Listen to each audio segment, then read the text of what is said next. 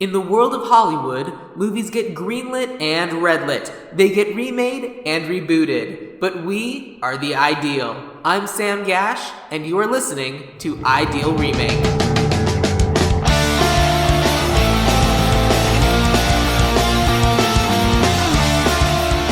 Thank you for listening to Ideal Remake. We take movies that either have been, will be, or should be remade and talk about what the ideal version of that remake would be.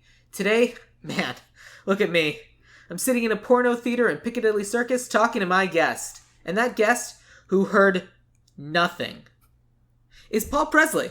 Now, Paul, is An American Werewolf in London a movie that has been, will be, or should be remade?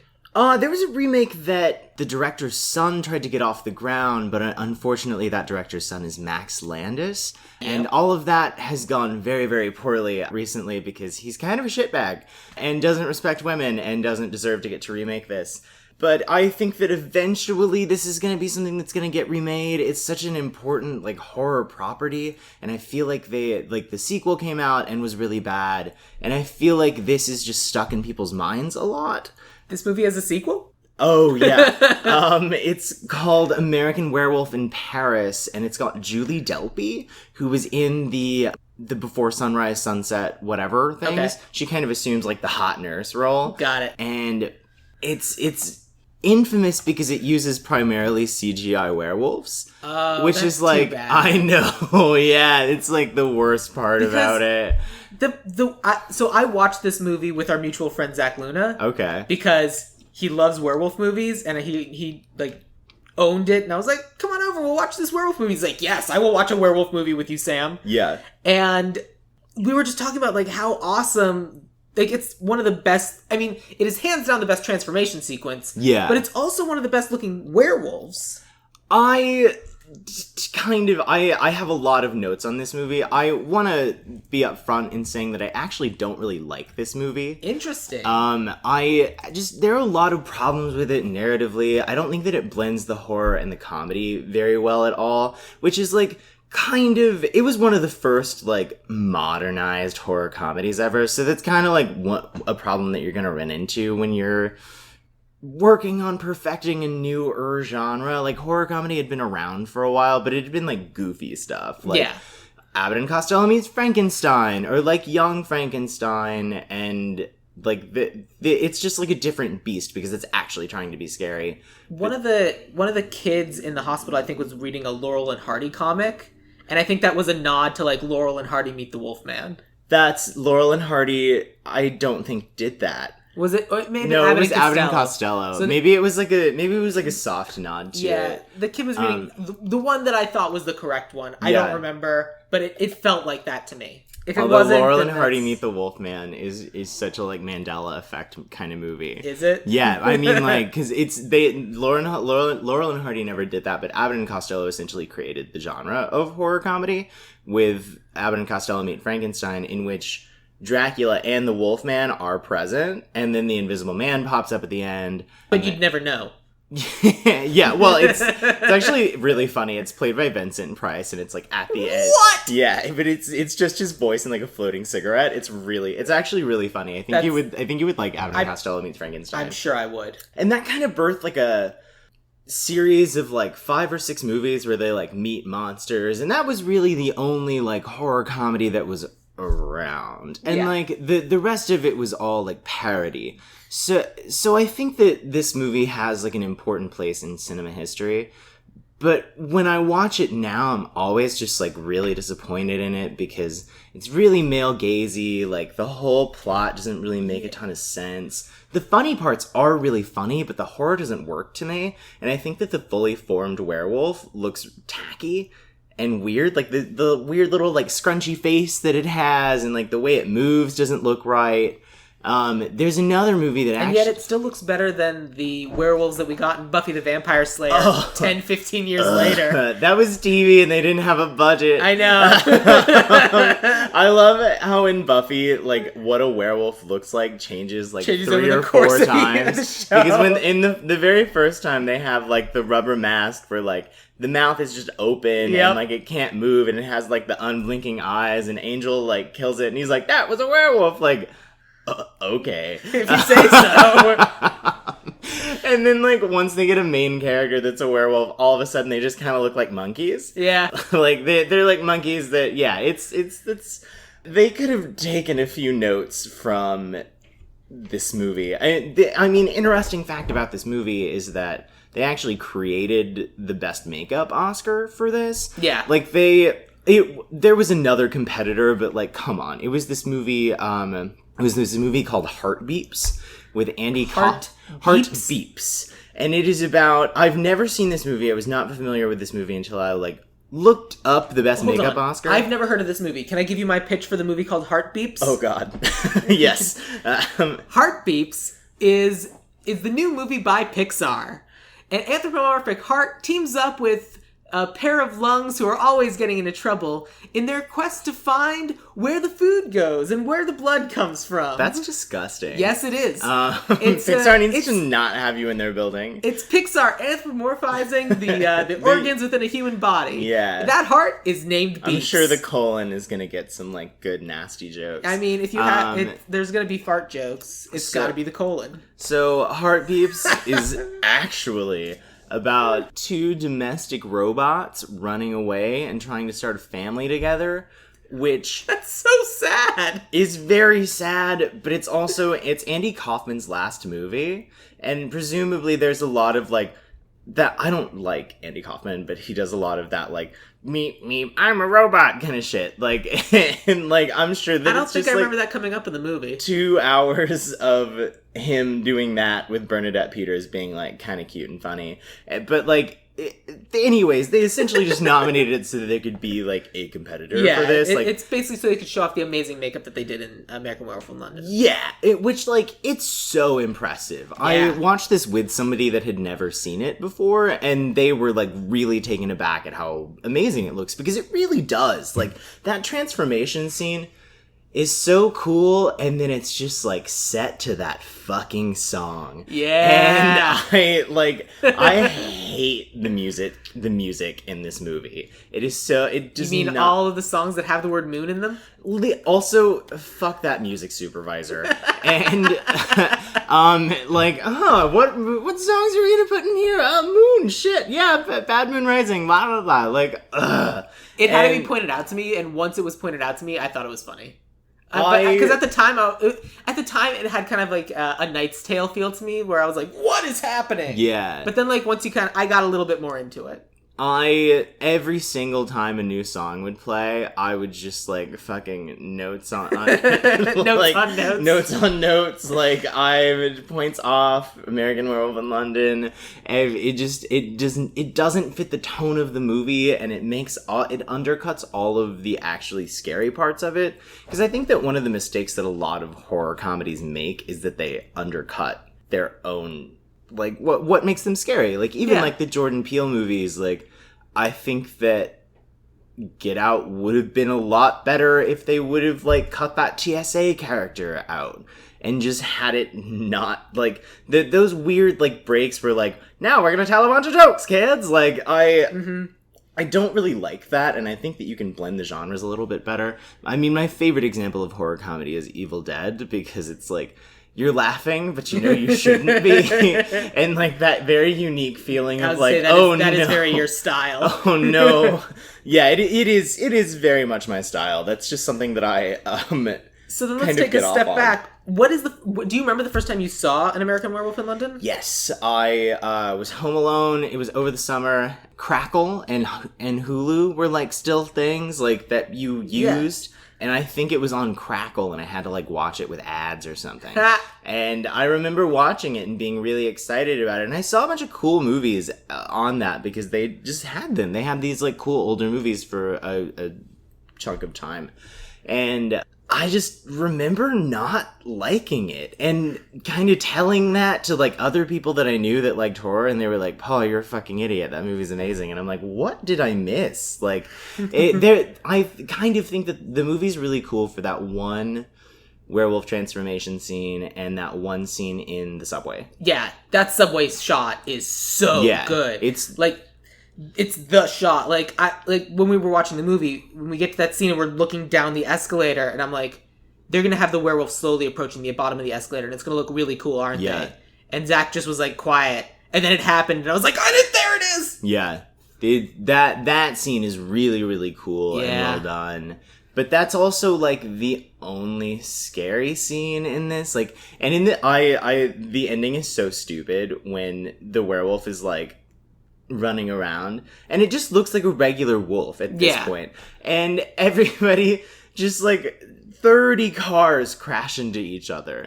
And it's just, like, crash. They have a couple of different shots in this movie that kind of go on longer than you think they are. Yeah. Like, the sex scene is fine, and then it keeps going. That was longer. They had to cut that. They cut that. That was the sex scene cut down? That was the cut down sex scene because they kept getting an NC-17 rating. I found out that they had issues with the rating thing, but like the movie opens with, I think, with whatever the main dude's name is, David saying, well, fuck this, and I'm like, all right, cool. So this is an R movie, yeah. Or did they blow their one fuck in the first 5 minutes of the movie? That wasn't a thing back then. I think this is pre PG-13. So it's before, not Legend of the Hidden Temple, Temple of Doom. Yeah, it's before Temple of Doom for sure. Yeah, I mean it's definitely rated R. Yeah, no, this was never gonna be a PG like Frolic in the Woods. No. There's a lot of like really violent, gory stuff in here, and like even the makeup effects that are not on like the werewolf parts, like the dead people at the end, like Griffin Dunn, like the friend who keeps coming back like worse and worse. Well, what's weirdly is like when he comes back the last time and he's just the puppet. I thought that was the least scary. I thought the most one was like the second one, where like you can kind of see the bits of his neck starting to flake. I mean, look, I don't know how much time had passed, but he'd only been in the ground a couple of days. Yeah, that's not realistic. That's not... His decomposition is not very realistic. Like, weird, bad... I don't know. But there's a part of the reason that I don't love this movie that much is that there's another movie that came out in the same year called The Howling.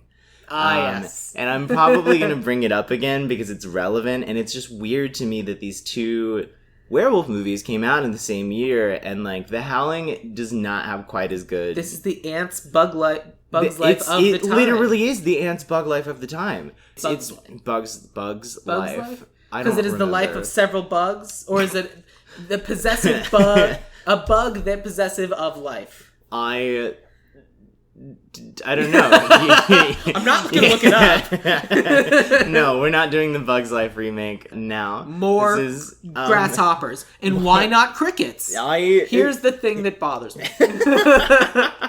What a weird movie. We had a strange childhood. Evil Kevin Spacey, but... Oh, that is Kevin Spacey. Yeah, the grasshopper's Kevin Spacey. Oh, no. Now we can't watch it. That's sad. I mean, we can watch it if we don't like it. I wasn't ever going to, like, rewatch A Bug's Life anytime soon. That one's not your genre. No. That's my genre. That's your genre. That's something that you like. So part of the reason I'm assuming you picked this movie is because you've never been as big a fan of it, and, like, you want to kind of, like, go in and fix some of the things? I want to go in and I really want to, like, get into what makes people really love this movie, because there are people that really love this movie that consider it, like, one of the finest horror films ever made, and I, like, staunchly disagree with that. And I think it's such an important property, and it came at such a, like, weird, cool time in horror. Like, The Exorcist had just came out a couple years beforehand. I think Evil Dead was the year before, and it was... It's so weird. Like, it's such a cool, weird idea, and, like, all of the... When, some of the best and most successful sequences in it are, like, when he's talking to the people that he's killed. And I think that there's a lot of that's really cool that they honestly could have played up a little bit more in the movie, and made it more, like, philosophical and cerebral than they ended up doing, because they wanted to, like, make jokes about him, like, wearing a woman's jacket after he's, like, woken up naked. Like, there's that whole thing. Yeah, there was that moment where he's, like, he steals the jacket he's wearing, and I'm like, I'm sure that this was a good joke in the 80s, but from our perspective, that dude just looks fly as hell. Yeah, I know. Like, you look good in that jacket. Like, I'm confused why you're not wearing anything under it, but, like, live your life, dude. We don't have to necessarily know that he's not wearing anything underneath. It's just, hey, look at you in your sick jacket. Look at you in your sick jacket, exactly. There's also the concept of relocation, because I think that the British setting of this kind of They try to make a lot of jokes about it in, like, culture in London, blah, blah, blah, blah, blah, and they end up just not being very successful. Well, my biggest thing that I kept saying as we were watching this movie is, and something terrible happens. David and Jack are attacked, and Jack is killed. Yeah. Jack is flown back to New York or wherever they're from to be buried. And David is in recovery, so it's possible he can't go because he's in the hospital. Yeah. The instant he is discharged from the hospital, he should be flying back because his friend was just murdered in front of him. I know, yeah. And his parents would be like, get back over here. Yeah. You just were almost murdered. You don't get to enjoy the rest of your vacation. Your vacation's over now. I feel like... It was like a Jaws level, no, people need to be playing in the water. Yeah, no, it definitely... That's a huge plot hole that I actually didn't even really think about. But yeah, if you're, like, mauled abroad... Like, you're done. You're done. Like, I would want to go home. I wouldn't want to, like, stay with the hot nurse. Even still, and also, who brings home their patients? That like, what? Like, that's a good way to get murdered. Yeah, I know. He literally just, like, got mauled in the middle of the wilderness. Like, I don't care if you think he's a honey. Maybe you shouldn't bring him home. There's a lot of questions about his sanity. Because, he keeps saying, I was mauled by a werewolf. The police say you were mauled by a dude. No, it's definitely a wolf. You're nuts.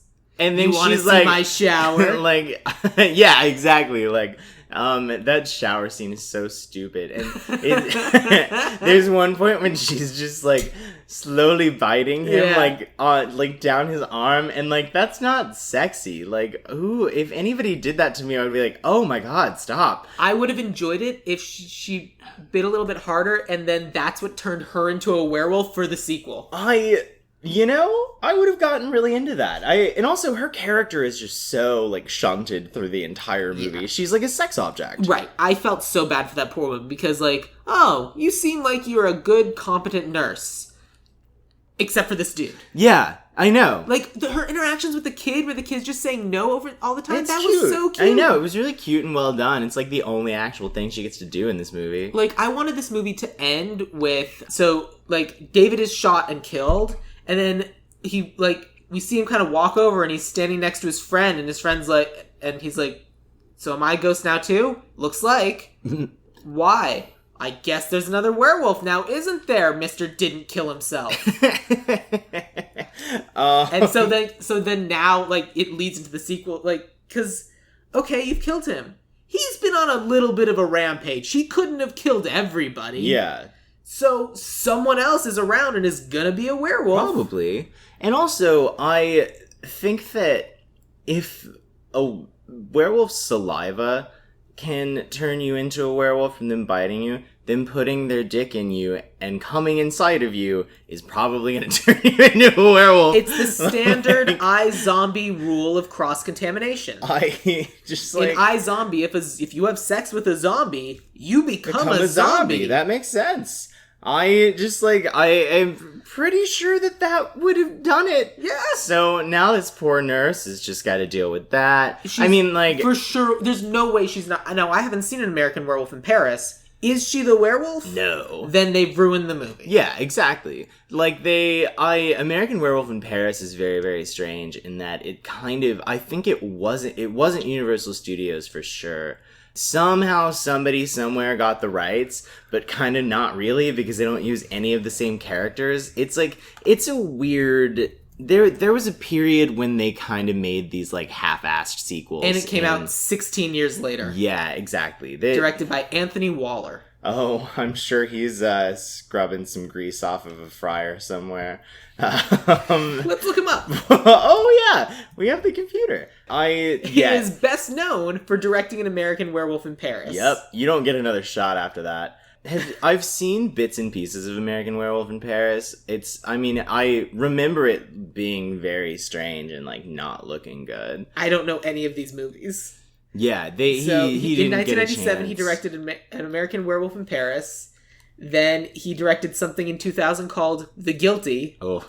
Then he executive produced a movie in 2000 called The Little Vampire, which I remember. Oh, I remember that movie. Yeah, because it was like the kid from Jerry Maguire. Yeah. Yeah. Who I've seen, like, as an adult. Isn't that weird? But, like, so that movie, okay, that's not true. I've heard of that. And then a couple other random thing, like 9 Miles Down, the singularity is near. I don't know any of this. Clearly his heart is in the right place because The Little Vampire was, like, a cute kids movie. And I mean, like, the concept of American Werewolf in Paris... Hey, he's filming something right now. Like, oh, no. Don't let it happen. It's called The Traitor. Ugh. Well, that's probably never going to go anywhere. But I digress. I think that this movie... I mean, this movie's really important in, like, the special effects game in general, because it was a huge part of getting that even recognized by of course higher parties. And, like, the Best Makeup Oscar has been kind of, like, wonky before. There are a lot of, like, Norbit has an Oscar nomination. Ooh. Yeah. It's almost the same level as, like, Best Original Song. You know? Like, there's a lot of, like, garbage movies that end up getting Oscar nominations because they have a fun song in it.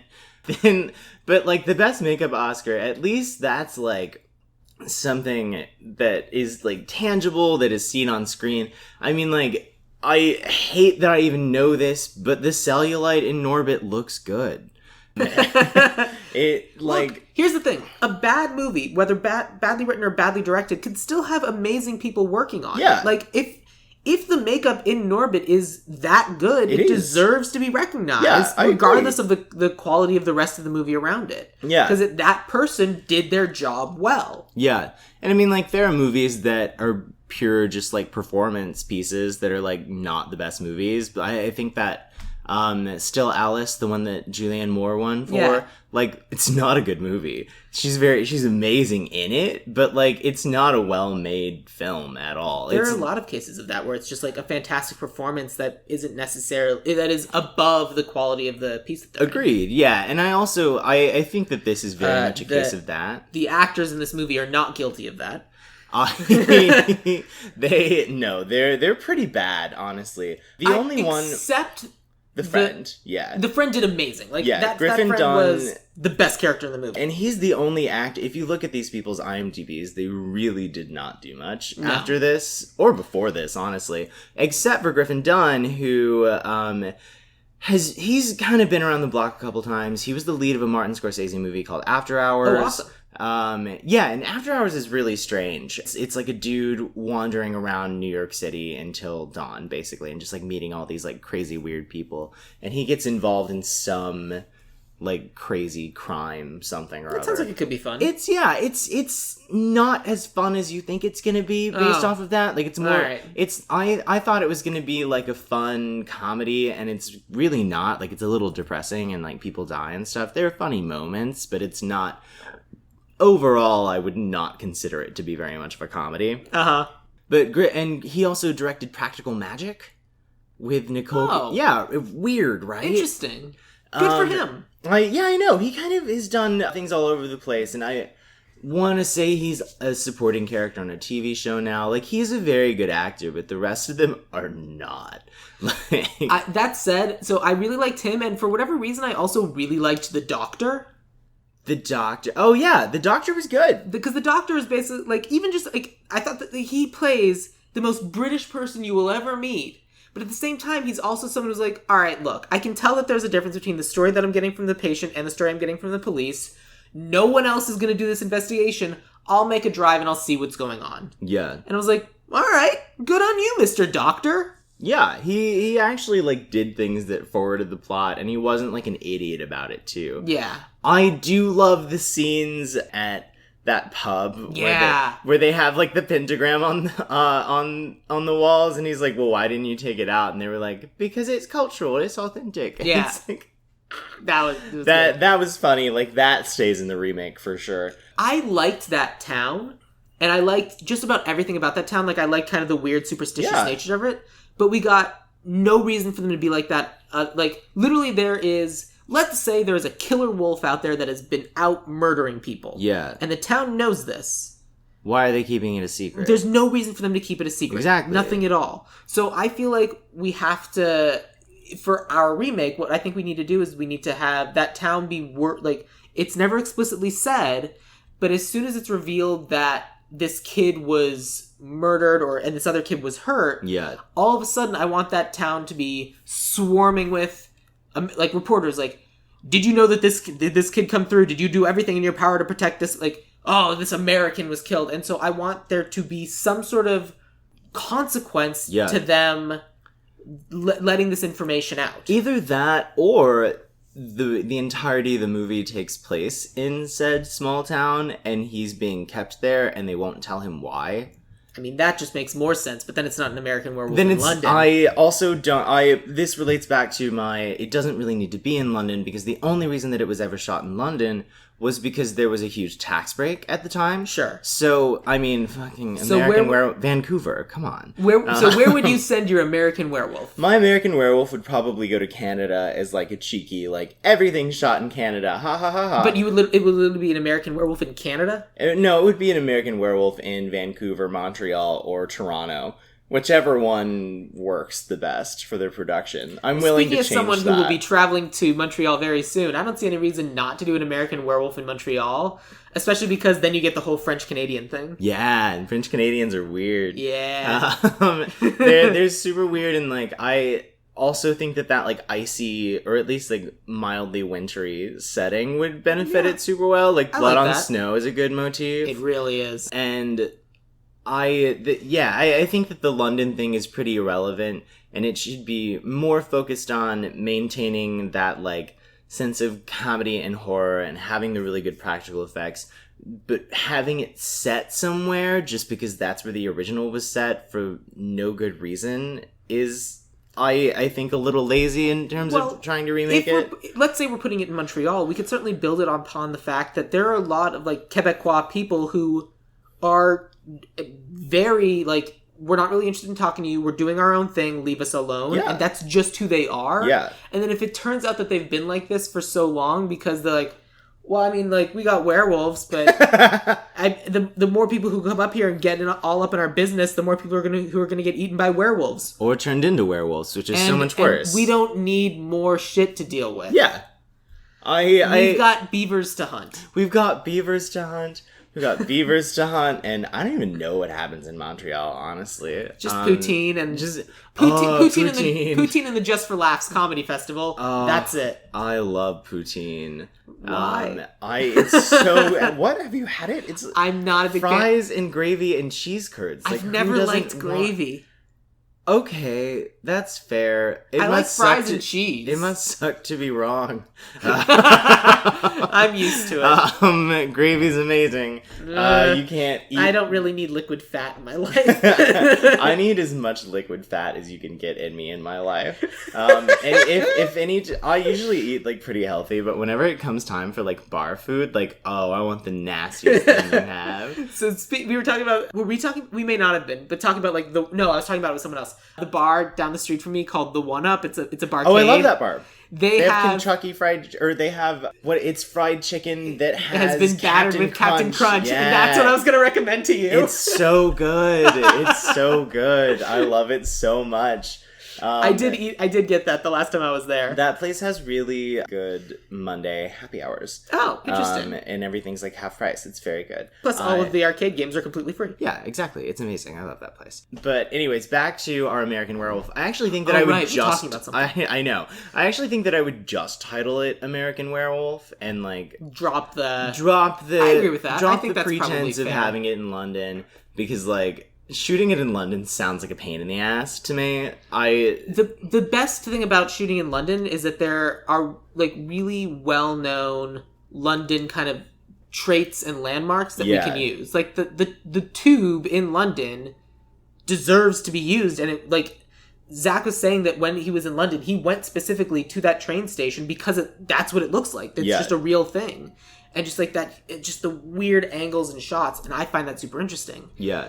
So the reason why I'm going to stick with pitching Montreal is because... And my dad's from Montreal, but I didn't learn this until 5-6 years ago. What? Montreal's an island. What? Yeah! I didn't know that! What? How? Montreal's an island. Who knew? It's in the middle of Canada. It's an island. Explain. Alright, I'm going to pull up a map. Okay. I feel like I'm going to see this and I'm going to feel like the biggest idiot. So... here is Montreal, and Oh, it's wow. just this island in the middle of Weird. It's like, I think there's just rivers on either side. Yeah. But that's still an island if you've got rivers on either side. Like, you have to take bridges in order to get there. So I could very much see something being trapped there. Yeah. Yeah, that's great. Yeah, no, we need to stick with Montreal. I mean, I'm still only going to call it American Werewolf. That's fine. Because he is an American werewolf in Montreal just doesn't really have a ring to it. No, not really. In the same way that an American Werewolf in Paris doesn't really have a ring to it. Yeah, I know that. I mean, neither of them have that good of a ring to it. Just like American Werewolf, be done with it, and everybody will be like mildly happier. And I think that it really needs to up the horror sequences in order to be super successful. Like it gets put on like scariest blah blah blah movies and lists. Let me put it this way: if I was able to watch this movie, it's not really that scary. Yeah, exactly. And literally, that's the only indicator you need. If I, Sam Gasch, am capable of making it through this movie, it can be scarier. Yeah, I think that was part of like why I was so disappointed with it the first time that I saw it. I've seen this movie 3 times. And this most recent time was, like, the biggest gap I had taken, because I went back to it very shortly after watching it the first time, because I was like, what am I missing? What am I missing? What am I not seeing? Because I was, like, dating somebody at the time, and they really liked it, and I had just started to work on that Werewolf movie that you're familiar with. Uh-huh. And I was like, I guess I'll rewatch this. And then I did, and I was like, It was like the same problems that I had beforehand. Also, I think that there are a lot of like character relationships that don't really need to be there. I think that having like the girlfriend-boyfriend figure is important. I'm going to gender swap everything, just so you're prepared. I figured there was a chance you would. I didn't. Yeah. I definitely made some more people women. Oh, nope. I made one person a woman. I gender swapped one person. Yeah. Yeah. But in terms of like the actual story of the movie, for me, I think it's all about like the mysticism, and because it's literally just a couple of idiots. Yeah. And they like literally they wander off the road, and I'm like, guys, you were just specific. First of all, I don't know what stay on the road would have done for them anyway. Yeah. Because they were going to get got regardless. Being on the road did not help them. Yeah. Or did not protect them. But they wander into the middle of nowhere anyway. Yeah. And then, like, the thing with Nurse Alex is I can't think of a reason why she's so drawn to this person who's clearly a maniac. Yeah. The only thing that would make sense is if, like, you pull from the horror trope of, like, he's now kind of, like, part wolf and, like, pheromones and something. Yeah. And it's just... It's like dogs in heat kind of thing. Of like dogs can't help themselves; they just keep pulling themselves Nurse towards Jenny it. is a dog in heat. No, the heat David or whoever David, you cast is the person. And sending it's like off there's pheromones. something drawing, and you can't. And it's like it's. I don't understand. Everything about this is wrong. I don't understand why I'm doing this, but. Do you want to see my apartment? I think that would be funny. I think that would be if the romance stays, which I think it should, because it's kind of important to the character's journey. It's also a little bit important to like the lore. Yeah, I agree. I think it's good to have like a girlfriend-boyfriend character. I think that there should be more of an effort into, if we're going to do like a cute, funny rom-com moments, then do cute, funny rom-com moments. Yeah. Like, I think that you can have, the nurse person should not just take them back to their apartment. That's like, that's danger, like, that's how you die. Yeah, like, and also, he changes a couple times at her apartment. How does she never... He changes twice, total. Yeah, you're right. He changes twice. He changes once at her apartment, for sure. Yes. How is there not, like, residue? Because I would imagine that you would bleed a little bit, you know? I would imagine that, and I imagine if you're a wolf trapped inside an apartment, you'd probably break a window. Yeah, I would break a window, exactly. And, like, he didn't, like, claw at a door and get himself outside, because here's the... Look, the transformation sequences are amazing. Yeah. Here's what happens leading up to them. In the first one, there's some scene that happens, things are being investigated, whatever. We cut back to him reading a book for 1 second, maybe 2, and then all of a sudden he grabs his forehead and he's in pain. He literally goes from reading a book to transforming. Yeah. It's so super weird. boring, yeah. Well, no, it's so weird and discongruous. Yeah. And I get that can be... That's a good word. Thank you.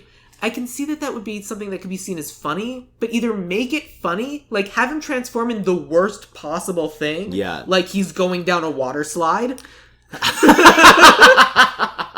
Now it's got to be on a water slide. You can't give me that in Montreal. Or because there's got to be crazy, terrible places for someone to transform into a werewolf. Yeah. You want to go full Canada, he's at a hockey game in the middle of a crowd of people, and then they all just get massacred. But that would be fun. Because the second time he transforms... Yeah. The second time he transforms, he's at the porno theater in Piccadilly Circus. And literally, he's sitting next to all of his victim ghosts. Yeah. And they're all just like, you should kill yourself. You should kill yourself. You should kill yourself. You should kill yourself. Instead of one of them going, you should kill yourself. You should kill yourself. You should kill yourself. Shut up, guys. They're getting to a good part. That's a good joke. Not one of them was watching the porn movie. You're right. 3 of them were like homeless dudes who should have been like, yeah, we're dead now.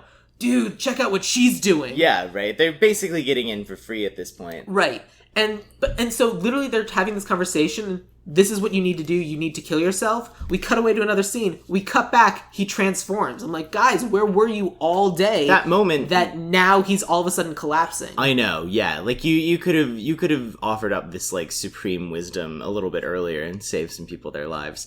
And hey, you've got 5 minutes. Go kill yourself. How? I don't have like, come on, man. Climb up to the top Piccadilly Circus. That's a 1-story building. Yeah. No.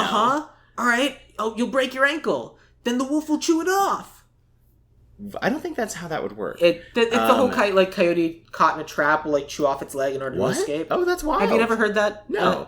I also don't look at dead coyotes often. So. No, but it's an expression of like a coyote caught in a trap. Yeah. Will make this huge sacrifice and like so someone will like cut off a limb in order trying to figure out how to get out of the trap some other way. Yeah, they do that. They do that in Evil Dead. I would love to have some like really fantastically gory stuff in it. If we're gonna go, my biggest note overall with this movie is that it doesn't lean hard enough in comedy or horror, because it's kind of funny, but it's really not that funny.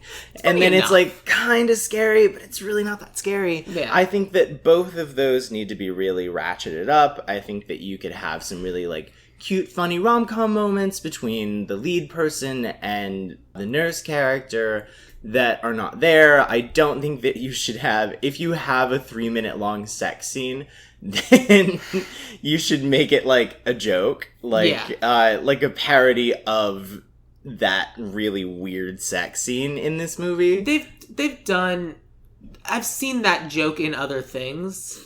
I feel like I don't need it. It's a standard sitcom joke. Yeah, but I mean, there are plenty of opportunities. But the problem, I think, the base problem with a lot of this movie is that these characters are not playing to the height of their intelligence. Agreed. This movie is full of idiots. Yeah, they're all really fucking stupid. Literally, the dude who's waiting on us. We're gonna sneak around to the back of the house and give whomever this person's name is such a fright. We're British. Yeah. And then they just get mauled and killed. And then those two are idiots sitting in like, we were killed by a werewolf. I know, wasn't that crazy? You should totally kill yourself, bud.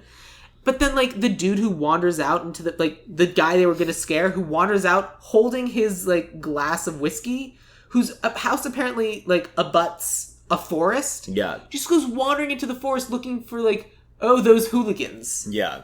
That's not a thing. That's an idiot. Yeah, you don't do that. An idiot. You don't do that. Those kids aren't there anymore. Okay, great. If they come back, I'll call the cops. Yeah.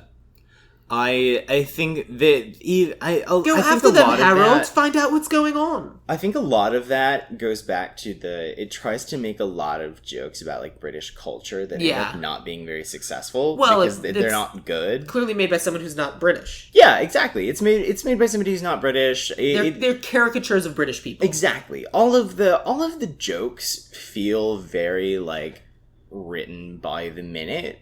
kind of style. I can see that. I know that John Landis had this script for a really long time because he made Animal House, which was like early 70s, I think. I forgot that John Landis made Animal House. That actually kind of is an explanation for the humor in this a little bit, because if Animal House is the incredible success that it is, it's an incredible success because it trades on the frat humor of it. Yeah. Like, it's literally the origin of frat humor. Yeah. You make these dumb jokes because people are going to be repeating them. Yeah. So I think he was trying to set up, like, things that can be repeated. Yeah. Like, whatever she said was, go check on them. Like, people, he wants these jokes to be something that drunk people can shout at each other while they're stumbling back home from the bar. Yeah.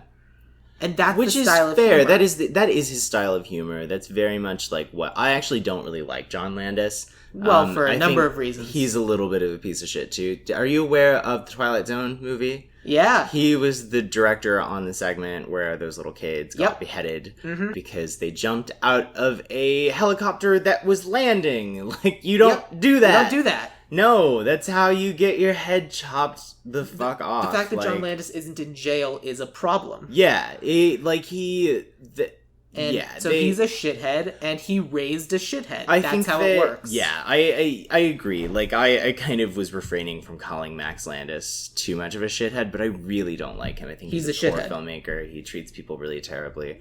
I think he got Me Too'd. He did. It was Yeah. very recent. Like, that's been in talks for a while. Like, I've known that he has had those problems. Everyone has known. Everybody knew, but the problem is he's a sociopath. And he's like, no, I've changed, I've learned, and I've grown. Yeah, and then he just doesn't. And then he does the same thing again.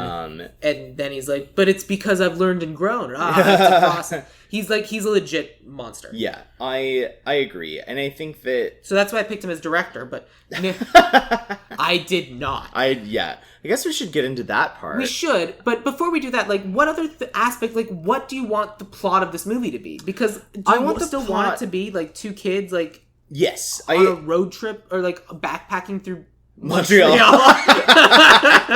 I don't want them to be backpacking. I want it to be, like, two friends doing, like, a cute trip together. Maybe one of them has family there and, like, wanted their friend there to come with them. I also want the actual relationship between these two kids to be examined very thoroughly and well. I would want, like, their issues with each other to come up. Yeah. Like, because it doesn't in this movie. And I would want, like, a lot of the plot to I don't care how friendly you are. There are things about every other human being that is not you and know you. Yeah, exactly. And I think it would be, like, I came here to see your parents and I got eaten by a werewolf. Yeah. Are you fucking kidding me kind of thing.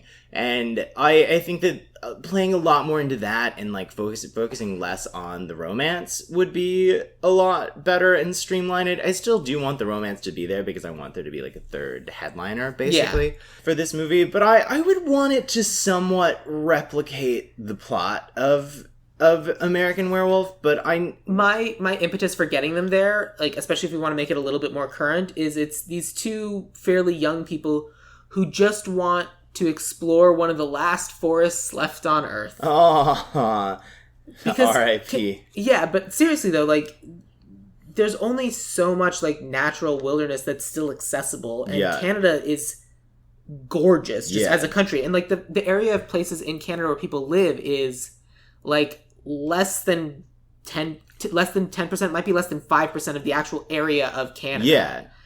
And so just, like, the places that you can explore in this country are amazing. And that's what they're there to do.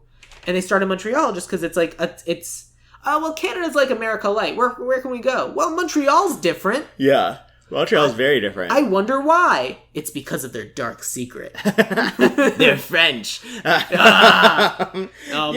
There's nothing French people like more than making fun of Montreal and Quebecois people. Oh, really? Yeah. Oh, no. It's not their fault. It's a little bit their fault. It's a little bit their fault. They're like, weirdos. If you look at a history of Montreal, they've never really been French. Yeah. It was just, like, this particular bit of woodsman people were, like, they didn't want to integrate with everyone else and then just didn't, and that's just the history of that province. That's kind of amazing.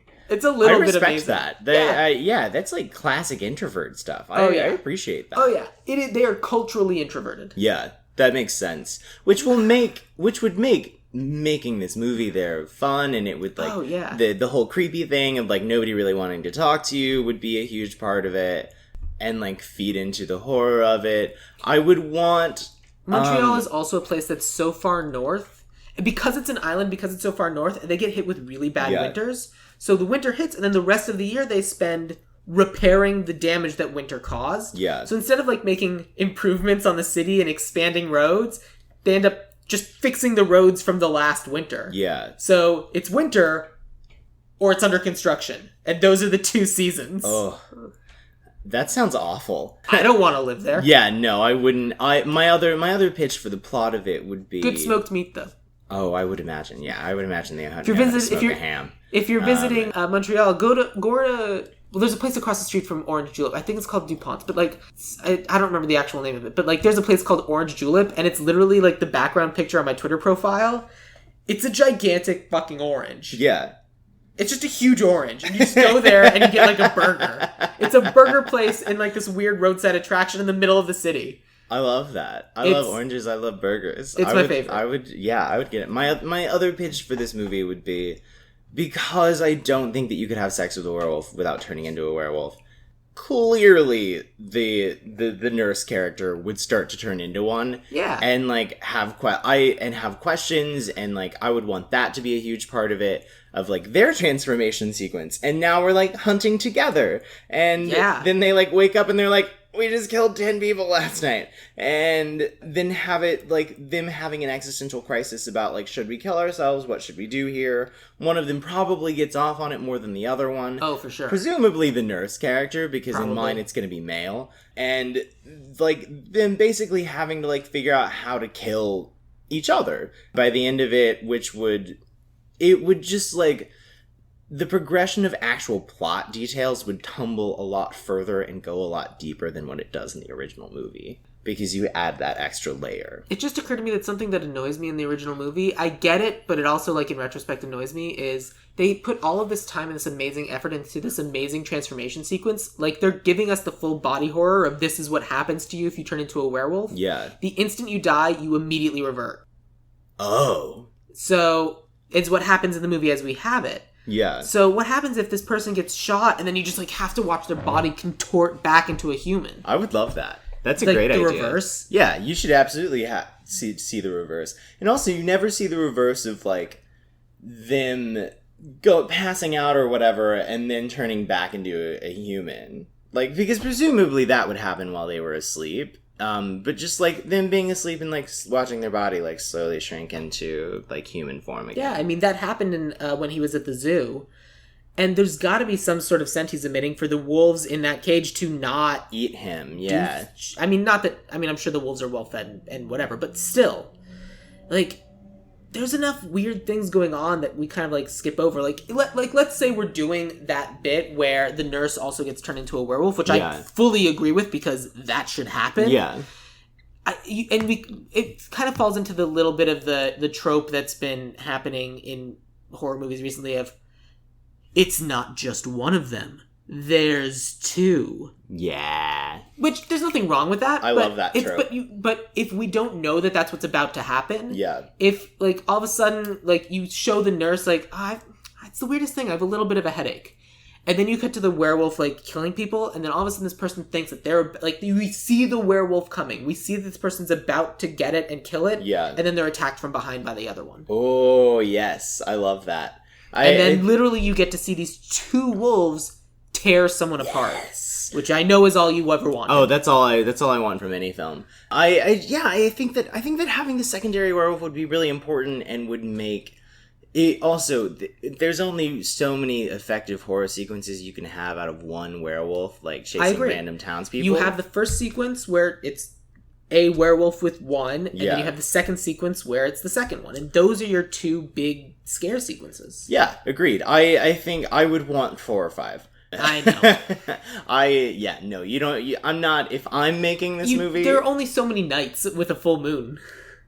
You can have multiple sequences on the same night, though. Yeah. I think that this movie arguably has like 4 or 5 scary sequences. I'm sorry, then I misunderstood. That would be the first night is just one werewolf. The second night is 2 werewolves. Yeah, that's agreed. what I meant. Yeah. I agree. That would be how that would go down. But we would need a lot more. Like, I would want to lay more into the horror aspects of this than the comedy. As it is, I know. The movie as it is right now is only 97 minutes. Yeah. Which isn't as long. Like, we've got, let's say, another 23 minutes to play with. Before people get bored. Right. Like, let's say we cap out at 2 hours even. Agreed, yeah. Everything that takes place in the movie as it is right now, with the exception of, like, the last 30 seconds to a minute, can take place leading up to that first night. Yeah. And then agreed. You have... call it half an hour left to really play with the concept of now there are 2, what do we do? Yeah. Because now he's got his ghosts, or the first werewolf has their ghosts, and the second werewolf doesn't see them. Yeah. Because the first werewolf is the one who can experience remorse, but this second one, no, they're fully going in. Yeah. They already were kind of like immune to the bloodshed because they've been fixing broken bones and they've been seeing blood their whole lives. There's nothing wrong with that. Yeah, whatever. Exactly. Like, it's not as big of a thing to them. People die. I've had to get used to that. People die, and I'm eating them. Yeah. That's just the way life is, and that's how they've had to like reconcile being a nurse. Yeah. And so they're just so much more ready of people are going to get killed by cars every day. Well, people are going to get killed by me every day. Yeah, agreed. I think that would actually... And then there would be, like, the one that can show remorse, like, once they're awake and human, like, they try to have a talk about it, and the other one's just not receptive, and they're, like, loving the new werewolf life, and you did this to me, like... Yeah. We're in this together, and then it would be, like, the... trying to figure out how to kill... You know the obvious joke that they will have to make then, right? Oh, please, tell me. The obvious joke that they will have to make after the night after the big reveal that they're both werewolves, mm-hmm. The nurse is going to have to say, is this because we did it doggy style?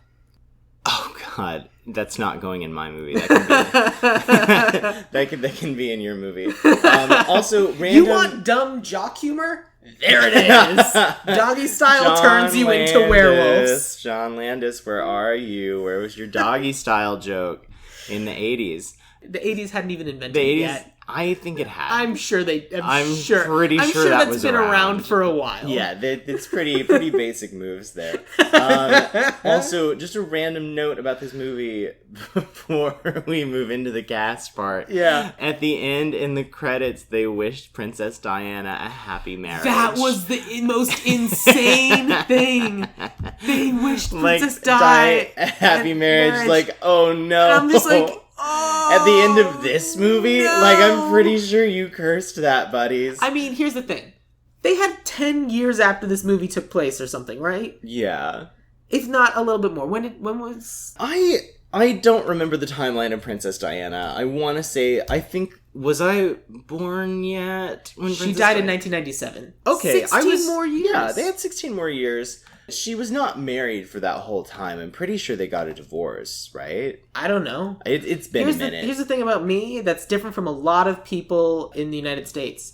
I don't give a shit about British royalty at all. Oh my god, no, I don't care. I do not care. I think Princess Diana was a really incredible person. Like, she did a lot of really cool humanitarian things. Like, she was a big advocate for, like, fixing HIV/AIDS. Like, she was all over that, and I respect her a lot. I think she was a boss, died too young, etc. And died in a really tragic way, too. Yeah. But, like, killed by paparazzi. Yeah, I know, but the actual... like, fascination and fixation with her? No. Well, yeah, no. Like, I mean, I'll keep that Beanie Baby, but beyond that... Princess Di Beanie Baby. If I ever had the Princess Di Beanie Baby, I would absolutely hold on to it. But, like, and I actually do care about her, but, like, the rest of the royal family, like, I do not care. No. Like, Meghan Markle, are you serious? She was the third lead on Suits. Which, I will find that hilarious forever. Yeah. But that's the end of my interest. I'm like, great, cool. I'm happy for her. What are you going to do with this power? nothing, wear then pretty I'm dresses. Not, then yeah, I'm not exactly. Interested. Then I'm not interested. Like, you need to do something with this. Anyways, so let's talk about casting. Let's talk about casting. So you did some gender swaps. I did some. My whole thing is going to be gender swapped, which is fine. I'm going to start with my writer-director. We end with writer-director. Oh, we end with... Okay, never mind. We start with cast. We're starting with David. David is the main friend, right? I'm so bad David with is character the names. werewolf. Okay. I am going to go with Beanie Feldstein. Beanie Feldstein? She's the girl from books. She's Jonah Hill's little sister. I don't know if we can do that based on who I have cast for Jack. Who do you have cast for Jack? Caitlin Dever. Oh, no. That's really funny that we both picked opposite sides of that. I was a lot more impressed with Beanie's performance in Booksmart, but they both did a very good job. What's Beanie's last name? Feldstein. And she's in the new Richard Linklater, we're going to film this movie over 20 years. In 20 years. Like, why? I respect that. That trick works once, buddy. That trick works once, and also that's so optimistic that we're even all still going to be around in 20 years. Like, yeah. And also, like, what if, like, Ben Platt gets ran over by a bus or something? Like, they didn't last time. They just got cast in CSI Cyber. Oh, okay. Patricia Arquette has come back in a very big way. Escape from Dannemora and the actor, amazing. First of all, I'm nothing against Patricia Arquette. I would have taken that job too, because obviously I would have. I just want think millions it's of dollars to be in the CSI. We all know Patricia Arquette's fantastic. Yeah. She's amazing. I'm glad that movie like got her the recognition that she deserved. But also like that 20-year movie, I just like don't understand. You can do that so many other ways and have about the same outcome. So Beanie Feldstein is going to be in the thing with Richard Linklater. Mm-hmm. Do you want to know another project she has in development? Oh, please tell me. So you know American Crime Story? Oh, yeah, she's going to be Monica Lewinsky. That's weird. I'm so excited for that. I love that show. That show's really fucking good. Is it? Yeah, no, American Crime Story is incredible. It's, like, probably the best thing that Ryan Murphy's ever done. All right. I liked the OJ one, but I didn't love it like everybody else. But the Versace one is a story that I didn't know very much about, and it told it in such an incredible way that really, like, encapsulated what, like, the time, like every single one of those people that had an interaction with Andrew Cunanan. It's a very, very good show. And I can't wait to see Miss Beanie do Monica Lewinsky. So I guess now we're talking about David and Jack. David and Jack. So my pitch for Jack, and part of the reason that I want Beanie for this is because she is on What We Do in the Shadows, the TV show, and she has a really cool, like, is she a werewolf? No, she's a vampire. Oh, okay. And I think that she is a character named Jenna. Knowing that she did that, I think that she would be more open to this kind of thing, and I think she would be really, like, funny in it, and I think she would be down to, like, get her hands dirty, because she gets to do some, like, weird, gross stuff in I don't disagree. What We Do in the Shadows. I love her also. Then my pitch for Jeff... I don't remember. I'm so The character's name is Jack. Jack is either Dana Silvers, who was also in Booksmart. She was the lead of that Ma movie with Octavia Spencer. She was the other lesbian girl in Booksmart. Oh, she was great. Yeah, I really like her a lot. I think she has such an interesting look. Dana? Dana, D-A-N-A. Okay, Silvers. So I did spell it right. Silvers coming up. Weird. Oh, there she is. Diana Silvers. Diana Silvers. Okay, that's cool to have in this. Disagree with that. She's on a television show in 2018 called Into the Dark. But Into the Dark. That's gonna get brought back up with my director. So we talked about. I mean, you and I are kind of making slightly different movies, so it'll be interesting to see how we blend these. But so my Jack is Caitlin Dever, who is the other lead from Booksmart. Who was your main guy? But my main guy, my David, is an actor named Justice Smith. I don't like him. You don't like him? No. How come? I think he's so boring in Jurassic Park, and then I didn't see the Pokemon movie. I just think he's boring. I think he's a boring actor. Here's the thing. I kind of want that. Okay. Because I want something to just be like kind of going along with the idea. Like, yeah, this seems like a fun idea. Yeah, we're doing this thing. And like has craziness thrust upon them. Yeah. Which... Now, I love Detective Pikachu, and I think he does a great job in Detective Pikachu, because the entire movie he spends as a fish out of water. Yeah. He has very good what's the thing they talk about for Keanu Reeves? It's like the audience mask of they need to know, like they're the representation for the audience, and we're kind of experiencing what they're going through because they don't understand what's happening either. Yeah. And so... Yeah, Keanu Reeves is great at that. Right. And so I think He's not. I was having a whole conversation about The Matrix today and about how Will Smith would have made it an entirely different movie. Oh, yeah. And here's the thing, 100%. I don't think the movie would have worked if it was Will Smith. I don't think it would have either. The Sandra Bullock thing, did you ever hear about that? No. Sandra Bullock was like very interested in it at some point in playing Neo. That would have been cool. I'd watch that. I think that would have been a better movie, actually. That would have been so cool. I know. But the joke that I made to my friends this morning was... Will Smith, at that period in time, there is no conceivable way that he could have convinced us that he didn't for 1 second believe that he was in fact the chosen one.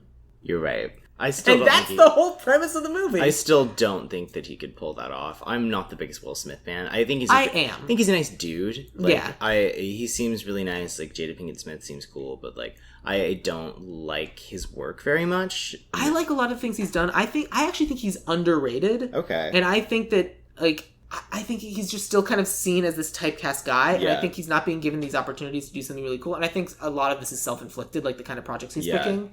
But I mean, I've seen him do some interesting things. I hate Pursuit of Happiness. I've never seen it. I've seen that movie like so many times for no good reason, and I hate that movie. I think he needs to do some roles where he is not the lead character. I agree, but he won't do it. And that's the problem. Yeah. We digress. Anyways, so Will Smith's not in this movie. No, but I like Justice Smith because for someone who doesn't understand what's happening to them, and someone who would then be affected by like this whole world is shutting down around me. Yeah. Now I have no problem with pairing Justice Smith with a male or female Nurse Alex, and I'm happy to come back to these two since she or he is kind of the third in our trifecta. Yeah. So let's talk about Nurse Alex. So you went first for those, so I'll go first for this one. Okay. The actress that I have picked for this is an actress named Sophie Cookson. I'm not familiar. Did you see the movie Kingsman? Yes. Which Kingsman? Is the first one. Okay. The good one. I like both, but... Wrong. Oh. Okay. She is the one who becomes Lancelot. She's the blonde... She's the other female, trainee. Oh, I like her. Yeah. She was good, and it's been a minute since I saw that, but I do like her. She's this really good action star, really competent, good actress. They blow her up at the beginning of the second movie, that they just annihilate and throw away for no reason. She was my favorite character. Okay. That's fair. And I just thought that she was super interesting, and I'd love to see her get something more meaty to play with. And I wrote down some other things she's been in. She was in Kingsman. She's in something called Gypsies. She's in something called Moonfleet. I don't know. She's but again, I like the up and comer. The reason why I cast her is because she's British. Yeah, and she's a good British actress. Yeah. Theoretically, we would want a Quebecois actress, but neither of us did that. So theoretically, but who do we have? I am not even going to try to pronounce that word. I picked one British person in case we were keeping with London, and because that's really the only person that you would have to cast as a local or as being from there. And and I didn't cast the townspeople, if that's what you're referring to. I picked Harry Styles for my Brit. What? I think he's a good actor. He was really good in Dunkirk, and I think it would be such a fun poppy, because this movie would end up being pop art level, and I think that having Harry Styles in a werewolf movie would be really cool. My secondary pick for if we don't stick with let's go with Harry Styles. And but I have a really good one. It's Luke Cook, who was Satan in Sabrina on Netflix. Okay. He does a really good job of it. He's my pitch if we don't stick with London. But I guess we can stick with Harry Styles. I want to stick with Harry Styles, and I'm going to give you a reason why. Okay. I think it would be really, especially if, because we have the concept and we have this idea of who Harry Styles is. Yeah. And what I think is more interesting is if we have this character of Harry Styles, and we have this expectation of who this person's going to be, and then in our third act, he goes the full antithesis of the kind of concept of what we expect from Harry Styles. Just full bloodlust, rage, I want to rend flesh. Yeah. Just full Paul Presley Act 3 reveal of a monster. Yeah, sick. And Harry Styles doing that, no one will see it coming. Yeah, true. You're and right. That's why I think it should be Harry Styles. Yeah, you're right. That would be really cool. So with that in mind, what I'd like to do is I do want to go with Justice Smith, but I would love to throw in, what was her name? I'm blanking on. Beanie Feldstein. Yeah. But I don't care which one of them plays Jack and which one of them plays David. Yeah, they're really interchangeable. They really are, with the movie as it is now. Yeah. So, Beanie Feldstein and Justice Smith. Who do you want to play what? I think that Beanie should... Oh, no. Beanie has really good comic timing. Which is part of the reason why she might be a good Jack. I think she would be a better Jack than the other character, than David. Justice Smith. Yeah, than Justice Smith. And Justice Smith gets the lead, much to my chagrin. How old is Beanie Feldstein? I think that she's probably like 25. So she's not named after Beanie Babies? Probably they didn't have a baby and named it Beanie? Not. I feel like Beanie's also a nickname. It also might be like she may have a different first name and then that name was already taken in the Union. Yeah. It very much might be one of those. Probably. I'm going to look it up. Then I want to say that it's a nickname. Elizabeth Greer Beanie Feldstein is an American actress. Wait, her name is Elizabeth Greer? I like Greer. Greer would have been cool. Greer Feldstein. You know what? She can't have that name. Why? Because there's another Elizabeth Greer in SAG. Oh. You want to know how I know? Tell me. I'm Facebook friends with her. Oh, gross. I was in a script reading with her years and years ago. Yeah. And as soon as I saw that name, I was like, oh, that's the same name as that woman I was in the script reading with. Oh, that makes total sense. Anyway, that's why. So let's keep going because we're going a little long. Hey. We're going I'll a little let long, you buddy. know. So I only have 3 other roles cast. Okay. So the next person that I have is Dr. Hirsch. Okay. So the person that I have for Dr. Hirsch is another British person because, again, this doctor was so British. Yeah. And it's an actor named Dennis Lawson. Okay. Mine's a lot better than that. Sorry. Oh, that hurts. So for the doctor, I want to go, I don't really care about casting, like, local Montrealians.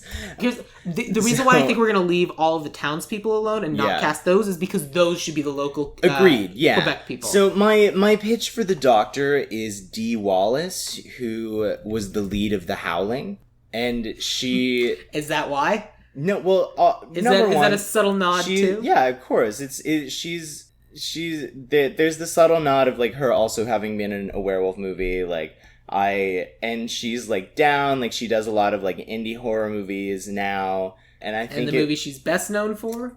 E.T. There it is. Thank you. We hadn't said that yet. Yeah, she's the mom. She's the mom in E.T. She had a lot of really cool roles in the 80s and has kind of like slipped off in recent years. But I think she's a really amazing actress and has done very good work before. Cool, works for me. So then I cast Sergeant McManus. I also have Sergeant McManus. I have both Inspector Villiers and Sergeant McManus. Who did you pick for yours? So they kind of work together. I have a comedy duo. Okay. Of Stephen Fry and Hugh Laurie.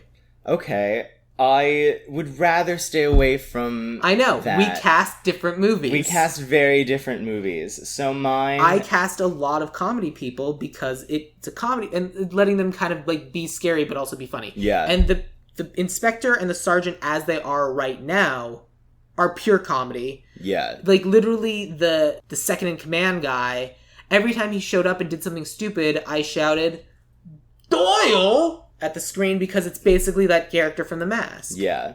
I don't know that movie. You should watch The Mask. I don't care. You should watch The Mask, and then you, in particular, should read the comic. Okay. Because I heard that the comic is really messed up. The comic's real fucked up. So, my pitch for McManus and the other one, what did you say his name was? Inspector Villiers. And Sergeant McManus. I'm going to pick Barbara Crampton for Sergeant McManus because she's a really amazing horror actress. That her biggest movie was probably The Reanimator and From Beyond in the 80s, but she's come back in recent years and has had like really cool meaty roles in independent horror films. Okay. And she was in a really cool episode of Into the Dark somewhat recently that was like a Latinx Get Out. And she has such an amazing stage Just keep presence. pulling people from Into the Dark. They have that, whoever Terry Taylor who cast those does a really amazing job. Like, she pulls really impressive people in. And my writer director is going to be from Into the Dark too. But I think she has such an amazing presence and would be like a cool like spooky queen role. And then Joe Swanberg, who created Easy for Netflix, but he was highly involved in like the VHS movies.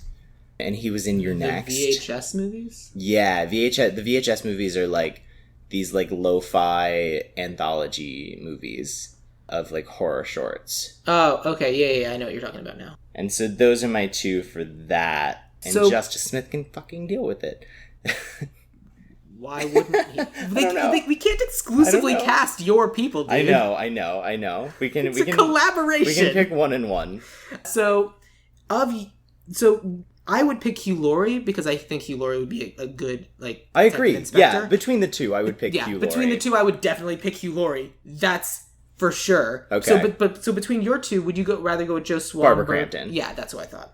I also tried to pick people that we could actually get. I feel like Hugh Laurie's quotes like astronomical. It's Ideal Remake. We can get whoever we want because right. it's ideal. You're right. Put Meryl in it.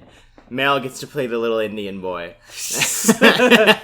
Please. That's clearly a Scarlett Johansson character. You're right. And Scarlett Johansson is the little Indian boy. I can play whatever I want to because I'm an actress, and that's what actors do. But anyways, so you didn't cast anybody else, right? I did not, which means that the rest of them are people you cast. Great. Except for the townspeople, which will have to be native Quebecois. Yeah, the little Indian boy, should we choose to keep that, would be Sonny Pawar from Lion. Okay. Because he's cute, and he does not have a visa, and he seems really precious, and I want to give him a visa. For Canada? Better place to live. Better place to live, man. You're going to Canada. And then for the dead... No! And then for the dead couple, since this is Ideal Remake and I can have whoever I want, I picked Kristen Wiig and Bill Hader. There's where you put your comedy people? Yeah, that's where I put my comedy people. They're really funny in that scene where they're telling him to go kill himself. That's true. They were really good comedic relief in that, and I think that having both of them in like gory makeup, just like ridiculing poor Justice. I mean, if anyone's going to be ridiculing him the best, it's going to be them. That's fair. Yeah, I think that they would be a good. Also, can we talk about how weird it is that Frank Oz is in this movie? I know Frank Oz is in this movie. Like, we hadn't talked about that yet, but Frank Oz. You're is in right. this movie. No, I know. I was watching it, and the person next to me was like, "That sounds like Kermit the Frog," and I was like, "Weird." And I looked it up, and I was like, "Oh, it's Frank." I know Kermit. He didn't voice Kermit the Frog. He's Miss Piggy. Yeah, I know. He's Miss Piggy and Fozzie Bear. Oh, Kermit. No, that's Marge. Not. That's something. I would have to hear it. I would have to hear it. I can do terrible impressions, but they sound like the thing. But I sometimes need to hear them first. Yeah. Homie is definitely Marge. That's a terrible Marge. That's the really bad Marge, but you can tell it's Marge. I respect it. I guess so. Let's get to writer director. You didn't have any other cast? No, that was on my cast. That's all I have.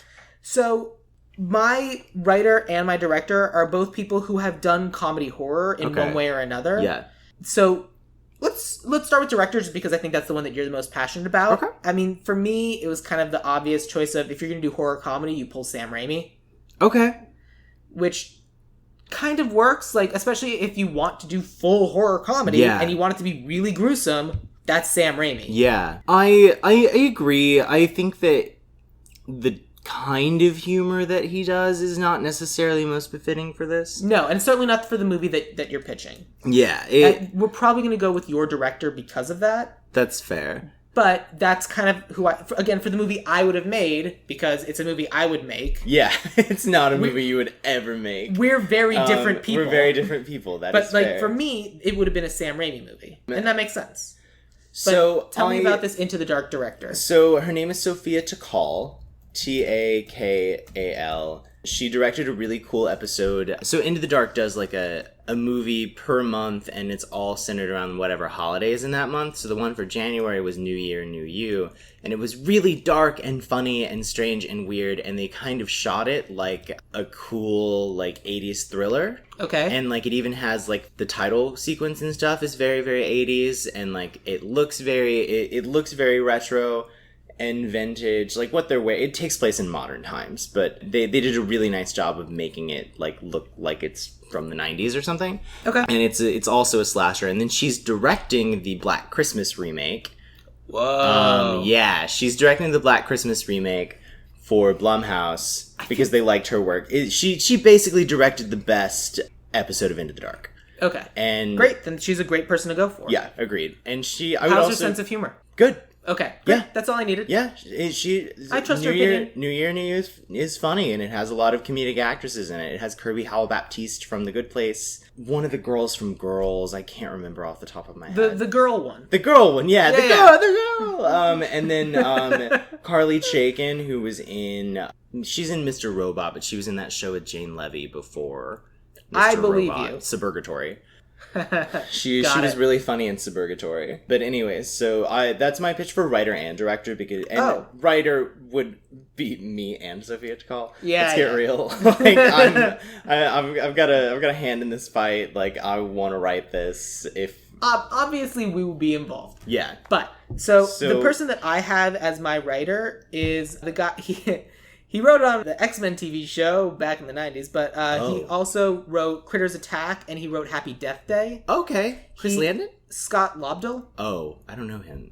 Let me pull him up. Scott Lobdell. He wrote Happy Death Day. He was the writer for the characters in Happy Death Day to You. Happy Death Day to You is apparently really insane. Yeah? I haven't watched it yet, but it's like loosely on the list.